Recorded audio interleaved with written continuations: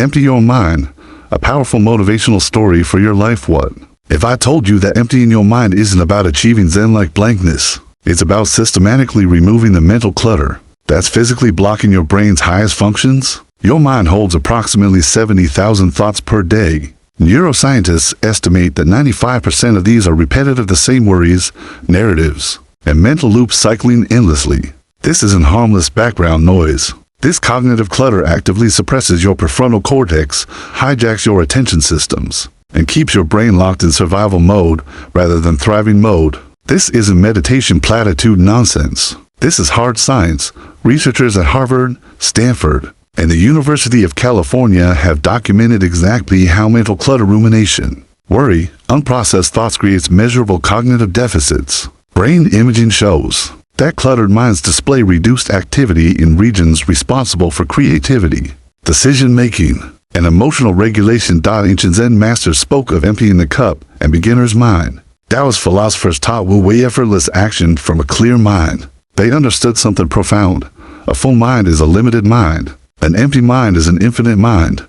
But emptiness is an absence. It's presence without interference. It's cognitive space where clarity, creativity, and capability can finally emerge. I'm about to reveal 10 mental decluttering protocols that systematically remove the psychological debris clogging your cognitive machinery. Each technique targets a specific type of mental clutter and processed emotions, repetitive thoughts, future anxiety, past regrets that's consuming processing power you desperately need. Your mind isn't meant to be a storage unit. Time to empty it. Part 1. The cognitive offloading ritual. Brain treats unfinished tasks like open browser tabs, each one consuming RAM. Even when you're not actively thinking about it, you think you're multitasking. You're actually fragmenting your attention into paralysis. Psychologist Roy Baumeister's research on the Zeigarnik effect proves that incomplete tasks create persistent background anxiety that degrades performance on everything else. Your unconscious mind cannot let go of unfinished business.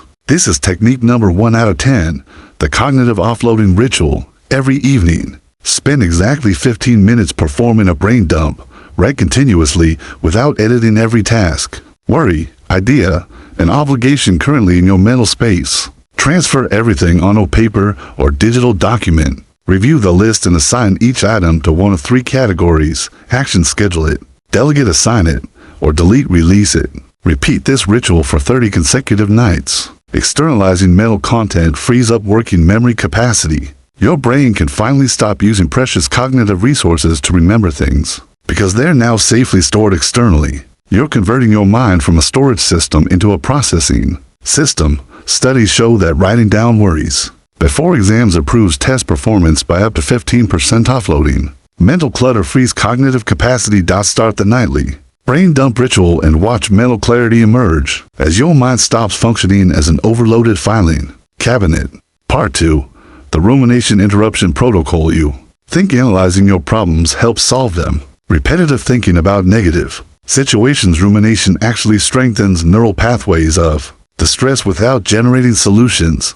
Neuroscientist Susan Nolan Hoxhama's research demonstrates that rumination activates the same brain regions as depression and anxiety. It's mental quicksand. The more you struggle, the deeper you sink. Your brain literally gets stuck in loops. This is technique number 2 out of 10, the rumination interruption protocol. Set random phone alarms 6 times daily. When the alarm sounds, immediately notice what you're thinking about. If it's repetitive worry or analysis of past events, physically interrupt the pattern. Stand up, do 10 jumping jacks, or splash cold water on your face. Then deliberately shift attention to immediate sensory experience, what you see, hear, and physically feel right now. Practice this intervention for 40 consecutive days. Physical pattern interruption disrupts the neural loops of rumination. Shifting to sensory awareness activates present moment processing networks that are incompatible with rumination circuits. You're training your brain that rumination isn't inevitable, it's interruptible. Cognitive behavioral therapy uses thought-stopping techniques because neural patterns require interruption, not mere intention, to break. Start physically interrupting rumination and watch mental loops weaken as your brain learns new response patterns. Part 3. The emotional completion. Exorcism. Emotions don't disappear. They accumulate in your nervous system like psychological debt. creating constant background activation that drains your energy and attention. Neuroscientist Candace Pert's research on neuropeptides revealed that emotions are stored in the body as biochemical signatures. Suppressed emotions create persistent physiological activation that keeps your system in low-grade stress mode. This is technique number 3 out of 10, the emotional completion exercise daily. Set aside 12 minutes for emotional processing. Sit comfortably and mentally scan your day for any situation that triggered emotional response: anger, sadness, fear, shame. Choose one. Spend 6 minutes writing continuously about the emotion without censoring. What happened? What you felt? What you wanted to say or do? Then spend 6 minutes writing what you learned from the experience and what you're releasing. Burn or shred the paper afterward. Continue for 50 consecutive days. Writing completes the stress response cycle that suppressed emotions leave incomplete. The physical act of destroying the paper signals psychological closure. You're giving emotions the processing they need to move through your system, rather than lodge in it. Expressive writing studies show significant decreases in intrusive thoughts and improvements in immune function. Emotional completion has biological effects. Start the emotional completion practice and watch mental energy return as you stop carrying unprocessed emotional residue. Part 4. The decision debt. Elimination. Very unmade decision occupies mental real estate. Should I change jobs? Should I end this relationship? Should I move cities? These unresolved questions create constant cognitive load. Psychologist Sheena Iyengar's research on decision paralysis proves that too many open decisions create analysis paralysis and decision avoidance. Your brain gets overwhelmed and shuts down decision-making entirely. This is technique number 4 out of 10, the decision debt elimination. List every significant decision you've been postponing. Choose one. Give yourself exactly 7 days to make this decision, not to execute it, just to decide. Gather necessary information for 3 days. On day 4, write arguments for each option. On day 7, make the decision and document it with a specific date and action plan. Immediately move to the next decision. Clear your entire decision backlog within 90 days using this weekly cycle. Setting decision deadlines activates your brain's commitment mechanisms. The time constraint prevents endless analysis while ensuring adequate consideration. You're training yourself that decisions are events, not processes. You make them and move forward. Successful leaders make decisions quickly, then commit fully rather than deliberating endlessly. They understand that indecision is more costly than imperfect decisions. Start systematically clearing decision debt and watch mental space open up as unresolved questions stop consuming processing power. Part 5. The identity narrative rarity. Self-concept is built from stories you tell about yourself. I'm bad at math. I'm not creative. I'm anxious. These narratives aren't truth, they're limiting interpretations that your brain treats as immutable fact. Psychologist Carol Dweck's research on mindset proves that self-narratives directly influence performance and capability. Fixed identity stories create self-fulfilling prophecies that prevent growth. This is technique number 5 out of 10, the identity narrative. Rewrite. Identify 3 limiting identity stories you habitually tell about yourself. For each story, spend 10 minutes writing a counter-narrative based on contrary evidence from your life. I'm not creative becomes I've generated creative solutions in specific situations. Write these counter-narratives in second person. You are someone who read your counter-narratives aloud daily for 60 consecutive days. Repetition rewrites neural pathways. Second-person perspective creates psychological distance. That makes identity statements feel more objective. You're overriding limiting narratives with empowering ones through deliberate neural rehearsal. Athletes use positive self-talk for performance enhancement because repeated narratives become internalized identity language shapes. Self-concept. Start rewriting identity narratives and watch self-imposed limitations dissolve as your brain internalizes more empowering stories. Part 6. The future anxiety. Containment. Your brain evolved a plan for threats. In the modern world, this creates endless anxiety about futures that mostly never arrive. You're draining present energy worrying about imaginary tomorrows. Neuroscientist Joseph Ledoux's research shows that anticipatory anxiety activates the same fear circuits as actual danger. Your brain cannot distinguish between real threats and imagined ones. Worry feels like actual danger.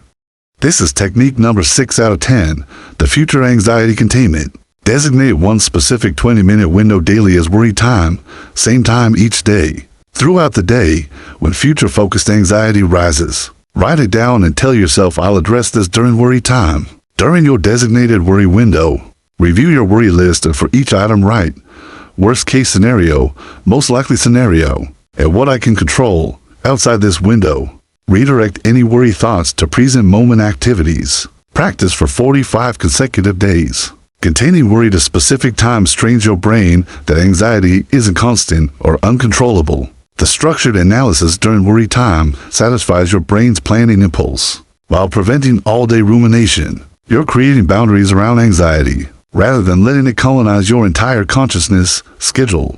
Worry reduces overall anxiety levels by 35% in clinical studies. Containment is more effective than suppression. Start containing future anxiety to designated times and watch present moment. Mental clarity improve as worry stops hijacking your entire day. Part 7. The Past Release Ceremony. Your mind replays past mistakes, regrets, and painful experiences endlessly. This is a learning and self-punishment that keeps you trapped in expired timelines. Psychologist Sonia Lyubomirsky's research demonstrates that dwelling on past negative events extends their psychological impact indefinitely while providing no benefit. Your brain is designed to learn from the past, not live in it. This is technique number 7 out of 10. The Past Release Ceremony. Once weekly, write a detailed letter to your past self about one specific regret or painful memory. Express everything: anger, sadness, shame, regret. Then write a response from your present self to your past self with compassion and wisdom. And by explicitly releasing the event, I release specific situation. It no longer defines me. Perform a physical release ritual. Tear the letter, burn it safely, or bury it. Create and release 20 letters over 20 consecutive weeks. Ritualized release provides psychological closure that incomplete processing never achieved. The physical act signals to your brain that the event is finished. You're giving your mind permission to stop replaying what cannot be changed. Closure. Rituals activate the same neural circuits as actual endings your brain needs. Symbolic completion when literal completion is impossible. Start weekly release ceremonies and watch mental energy reclaim itself from past events that your mind can finally stop prosecuting. Part 8. The comparison detoxification. Your brain automatically compares you to everyone around you. Social media has weaponized this evolutionary mechanism, creating constant feelings of inadequacy as you compare your reality to everyone's highlight reel. Psychologist Leon Festinger's social comparison theory explains that humans evaluate themselves relative to others. In the age of curated digital personas, this mechanism creates perpetual dissatisfaction. This is technique number 8 out of 10, the comparison detoxification, for 30 consecutive days. Eliminate all social media consumption. No Facebook, Instagram, TikTok, or Twitter. If impossible due to work, limit to 15 minutes daily for professional purposes. Only no scrolling. No personal accounts. During this period, create a daily gratitude inventory where you list 5 specific things about your own life you appreciate, with 0 reference to anyone else. After 30 days, reassess whether to return to social media and under what constraints. Removing comparison stimuli allows your brain to recalibrate its satisfaction baseline. Gratitude practice redirects attention from external comparison to internal appreciation. You're starving the comparison mechanism while feeding the appreciation mechanism. Studies show that social media reduction correlates with decreased depression and anxiety. The correlation is causal, not coincidental. Start the comparison detox and watch contentment emerge as your brain stops measuring your worth against algorithmically curated illusions. Part 9. The mental minimalism practice. You accumulate mental commitments, subscriptions, obligations, projects, relationships that once served you, but now merely consume attention without adding value.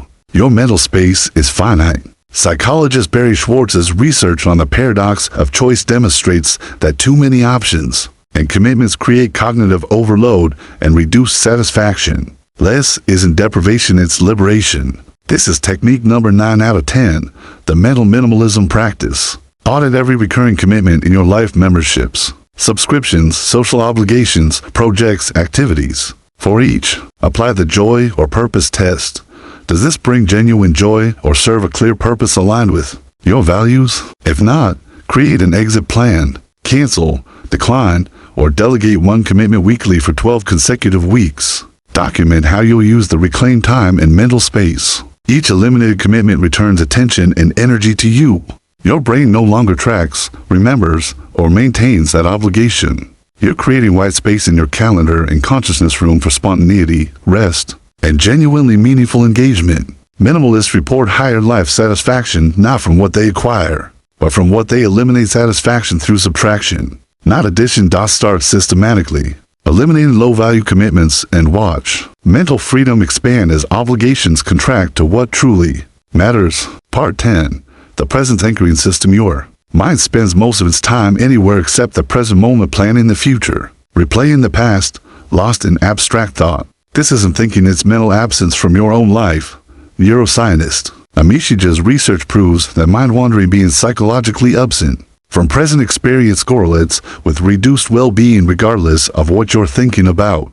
Your happiness depends on presence more than circumstances. This is technique number 10 out of 10.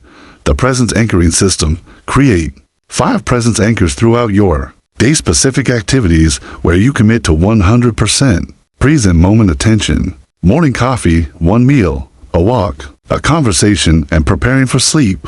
During these activities, when your mind wanders to past or future, gently return attention to immediate sensory experience. Count each time you notice mind wandering and successfully return to presence. Practice these 5 anchors daily for 70 consecutive days. Repeated attention training strengthens your brain's capacity to stay present. Each time you notice wandering and return, you're doing a mental repetition that builds attentional control. You're training presence as a skill, not hoping it happens accidentally. Contemplative practitioners show thickened prefrontal cortices from attention training. Presence literally changes brain structure through practice. Start building presence anchors and watch your capacity for sustained present moment awareness grow through accumulated attention. Repetitions. Closing these 10 protocols aren't about adding more, they're about systematically removing what's blocking your natural clarity and capability. You're not filling your mind with new information. You're emptying it of cognitive clutter that prevents your highest functioning.